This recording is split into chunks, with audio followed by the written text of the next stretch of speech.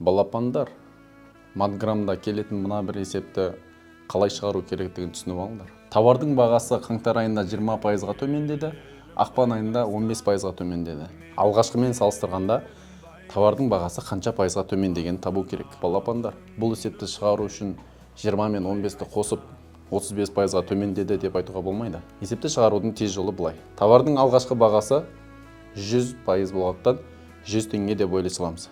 Бірінші 20%-ға төмендеді. Ендеше бізге қалған пайыз керек, ол бізде 80%. Біз 100-дің 80%-ын табамыз. Одан кейін ол екінші айда жаңа бағаның 15%-на құлағандықтан тағы да көбейту, 15%-ға құласа 85% қалады.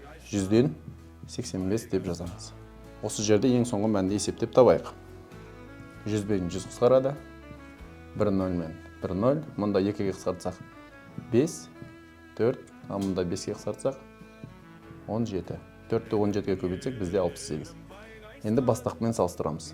100 алынған 68, бізде шығады 32. Сонда бізде тауардың бағасы 35%-ға емес, 32%-ға арзандаған екен. Кстати, балапандар, қандай тақырыпты түсінбей жүргендеріңді комментарийға жаза кетіңдер. Және лайк қойды ұмытпаңдар. Мен Метис болмаймын. Менің жерім Байгайстан.